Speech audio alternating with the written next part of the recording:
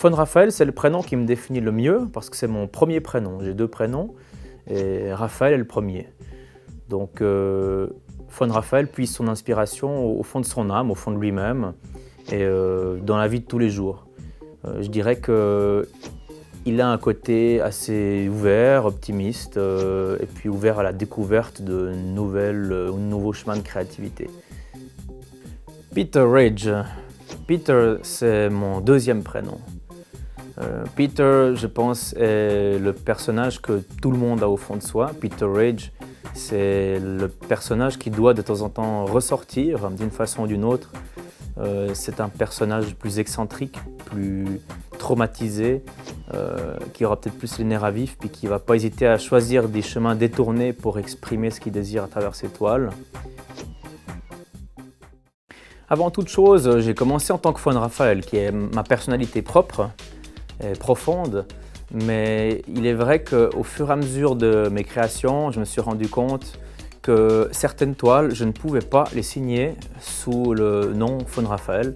Et je devais par conséquent utiliser mon 2e prénom, qui est mon autre personnalité, peut-être plus excentrique, Peter Rage. Donc tout est parti naturellement. Finalement, je me suis rendu compte que les 2 artistes devaient et développent en fait simultanément, mais de façon séparée, une collection propre pour chacun. Donc chacun est parti sur une thématique propre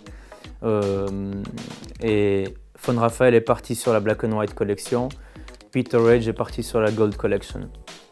Voilà, donc la démarche artistique du vernissage, pour moi, consiste à faire vivre mon art, que ce soit l'un ou l'autre des artistes.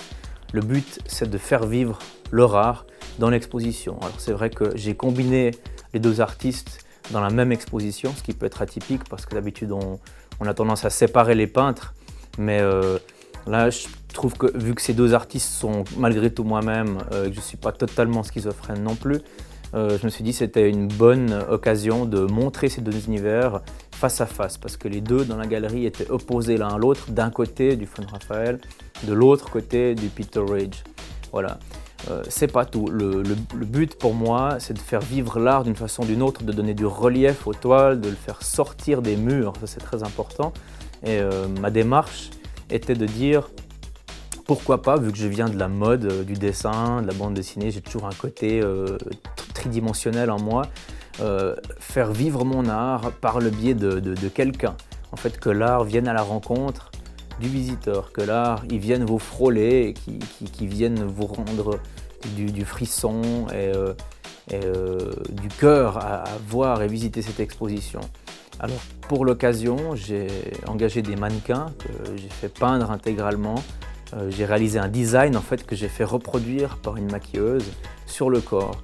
Et parallèlement à ça, j'ai créé des vêtements ainsi que tout un équipement, un soutien-gorge en fil de fer avec une structure pour les cheveux qu'on a mis dans le personnage de Peter Rage, une jupe pour chaque modèle, avec pour but justement de faire sortir la toile et que la toile vienne à votre rencontre. Voilà.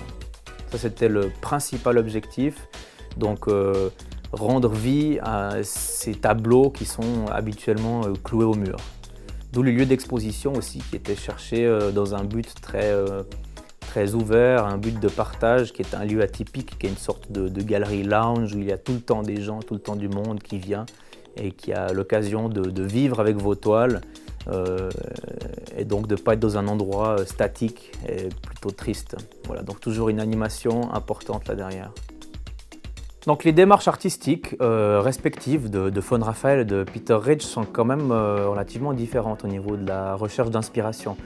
Von Raphael va plutôt s'inspirer de la vie de tous les jours, de certains de ses états d'âme, bien entendu, ça c'est important. Tandis que Peter, lui, va plutôt chercher l'inspiration au fond de lui-même, peut-être dans ses douleurs ou dans des choses que Von Raphael n'oserait pas exprimer en fait. C'est assez fréquent que Peter il les rêve, ces tableaux, ou qu'il les prévisualise avant de les réaliser.